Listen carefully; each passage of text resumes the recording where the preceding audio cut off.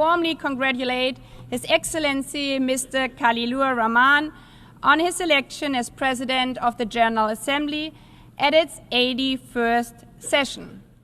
জাতিসংঘের ইতিহাসে নতুন অধ্যায় রচনা করলেন বাংলাদেশের পররাষ্ট্রমন্ত্রী খলিলুর রহমান। নিউ ইয়র্কে জাতিসংঘ সাধারণ পরিষদের ৮১তম অধিবেশনের সভাপতি নির্বাচিত হয়েছেন তিনি। এ নির্বাচনে গোপন ব্যালটে ভোট দেন জাতিসংঘের ১৯৩ সদস্য রাষ্ট্রের প্রতিনিধিরা।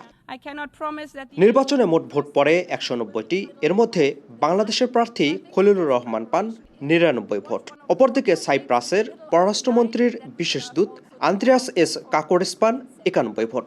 অল্প ব্যবধানে জয় পায় বাংলাদেশ। ৪ দশক পর আবারও বিশ্বের সবচেয়ে বড় ফোরামে নেতৃত্বে বাংলাদেশ। পরে সংবাদ সম্মেলনে দায়িত্ব পালনকালে নিজের টার্গেট নিয়ে কথা বলেন নবনির্বাচিত সভাপতি।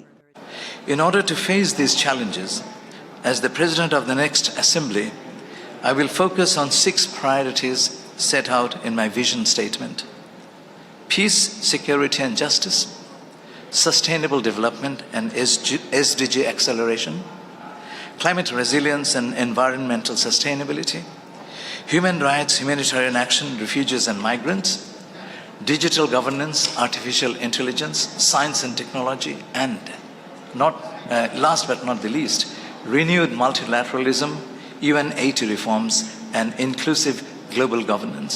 সবার মতামতের ভিত্তিতে শান্তিপূর্ণ পৃথিবী গড়তে কাজ করার অঙ্গীকার করেন তিনি।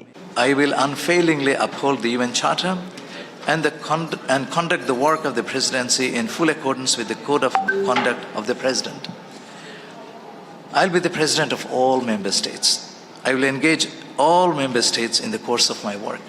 I will also hold consultations with the Secretary General on the organization and resources for the Office of the President of the General Assembly. I called upon all member states today to contribute to the PGA Trust Fund to help carry out the work of the Office of the President more effectively.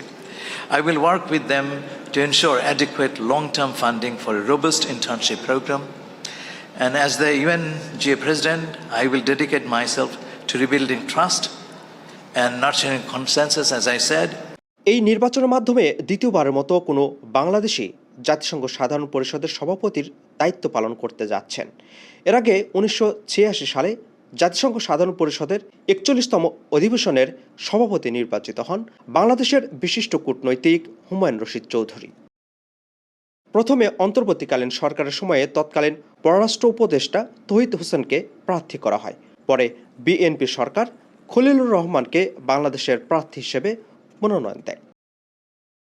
কূটনৈতিক জীবনে খলিলুর রহমান অধিকাংশ সময় জাতিসংঘের বিভিন্ন সংস্থা ও আন্তর্জাতিক প্রতিষ্ঠানে দায়িত্ব পালন করেছেন। পরবর্তীতে নতুন সরকার গঠনের পর তাকে পররাষ্ট্রমন্ত্রীর দায়িত্ব দেওয়া হয়।